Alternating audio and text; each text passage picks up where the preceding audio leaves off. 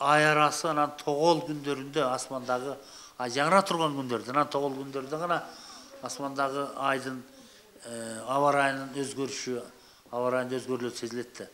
Бул бир. Эми мындан сырткарыдагы циклон деген бар. Циклон ал Атлантический океандан келет. Жер ортолук деңизден бери келет. Мына бул азыр мына бул катуу жамгыр мына бул март айында Кудайга шүгүр эле укмуш эле кар жаап тиги Совет тиги алайкуу жактар жөнүнө укмуш кар болуп кетти го.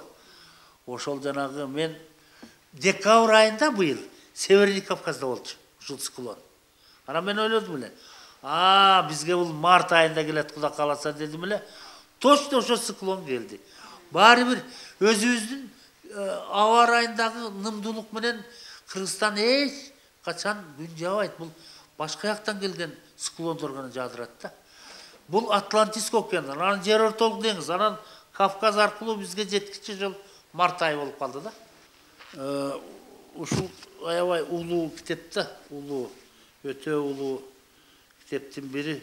Себеби мына ушунда Омар Хайям жөнүндө аябай жазган. Три типа календарь деп турат мына. Лунный календарь, солнечный календарь, андан кийин завершающий лунно-солнечный календарь деп турат. Ушунда мына бу 13-ай арсарай жагырып калат деп те жазган. Карайсызбы? Ушунда бардыгын жазган. Эми ушул мен наукадан, астрономия илиминен башка эч мына бу бүт астрономия. Карабайсыз, мына бу мына жерде эклиптика. Бүт жер шары каерде күн менен түн теңелет.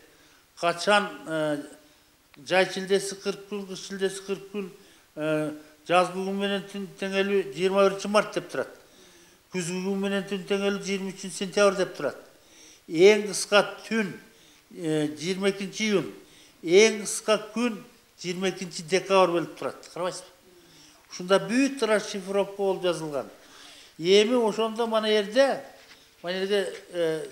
заклейт этип койгом кээ мени. Эмне үчүн дегенде анау казак эли июль айын шилде дейт.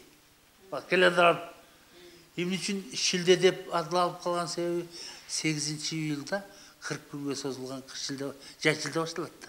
Карабайсызбы? Шилде дейт. Анан 18 августта жай шилде чыккандан кийин Сумбула жылдызы туулуп калат дагы суу баштоңот. Ошондо суу ташкындоо мезгили бардык жерде токтоп калат да. Сумбула жылдыз туулду, жай шилдеси сайраңын Сулайман ата кууду деген ырсактары бар. Себеби ошон үчүн өзбек эличи август айын Сумбула деп аташат.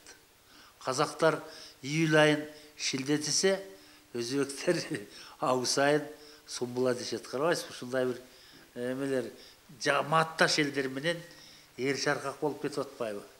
Мисалы 14 февралда жолборчулук башталдыбы? Ошол жалган Куран 7-9 деген аттагы ай жаңырды. Жок, жалган Куран деген ай 1 февралда башталды деп да. Ооба. Жок. Асмандагы ай жаңырганда башталат да. Жалган Куран деген ай. Ооба. Жалган Куран айдан айга эсептейт экен. Жалган Куран айын. Ооба. Мисалы мындай да. 14 мартка чейин болот. Ооба, мисалы жалган Куран ооба 30 күндү камтыйт. 30 күндү камтыйт. Жалган Куран 7-9 деген аттагы ай жаңырган мындай да. Ошол күнү ай арасы болуп бир мезгил өтөт. Анан 7 күндөн кийин 9 деген мезгил келет. Анда дагы көмүркөлүп аба ырайында өзгөрүүлөр күтүлөт да. Ушул асмандагы айдын экили мезгили бар. Ай арасында, анан 9 күндөрүндө гана аба ырайында өзгөрүүлөр күтүлүшү мүмкүн да. Ушундай. 9 күндөрү жыл сайын өзүнүн эсептелген болчу күндөрүндө эле болот да. Өзүндө эле болот, өзүндө. Буйтап кетпейт, эч жака буйтап кетпейт. Эч жака буйтап кетпейт. Мисалы мартта Чыңгуран 5-9 деген аттагы ай жаңырат. Себеби Чыңура деген аттағы ай жаңырғандан кейін 5 күнден кейін ошол жаңы жаңырған ай үркөр толузуна барып тогошуп калат. Ошону Чыңура 5 тогол деп аталып калган. Эми июнь айындачы Теке 23 тогол деген аттағы ай болот. Теке деген аттағы ай жаңырғандан кейін 23 күндөн кейін барып анан ошол Теке деген аттағы ай үркөр толузуна барып жакындашып калат. Ошон Теке 23 тогол. Ушулардын бәрин эне чейин иликтеген эл Кыргыз эли гана болгон. Кыргыз элинен башка улуттардын оюна да келген эмес. Кыргыз эли ушун үчүн улуу эл деп атоого акыбыз бар да. Эң байыркы, эң улуу элдердин бири Кыргыз эли гана болгон. Жаратылыш менен эл шаркак болуп калган бул эл. Чакпаган жылан өлбөсүн деп, жаратылыштын байлыгын көздүн карайгындай сактаган эл кыргыздар гана болгон. Кыргыздардан башка эл, бирөөнүн чырпыгын сындырып койсоң, давай 10 түп чынар тик деп ошол баланы тилдеген.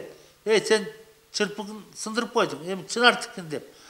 Анабу жашылдандыруу, токой чарбасын айлана чөйлөнү жашылдандыруу, токой тиги боюнча кыргыздар аябай чоң эмелерди кылып келген, максаттарды көздөп келген да. Кыргыздарда калыптанып калган бир нерсе бирөө мындай арсар күн деп коет. Арсар күн деп үчүн аталып калды дегенде ай жаңырган күн. Жок, ай жаңыра турган ошол эле число бир эле сутка. Арсар күн деп аталат. Анан тиги ошол жаңырган айдын 15 жаңысы болуп калат го. Ушул 2 күндө арсар күн дейт. Себеби ушул арсар күндө эгин себилип калса, себилген үрөөн чыкпай калышы мүмкүн дейт. Эгер чыкса түсүмдүүлүгү кескин кыскарат. Эмне үчүн дегенде, ушул 2 күндө асманда айдын фазасы алмашат да. Фазасы алмаша турган күндү биздин ата-бабалар, биздин кыргыздар толук билген. Кой, бүгүн арсар күн, эгинди айдабай кое тур. Токтото тур деген, карабайсызбы? Ошо асманда айдын фазасы алмаша турган күндө эгин эгилип калса, ошол эгин чыкпай да калган да.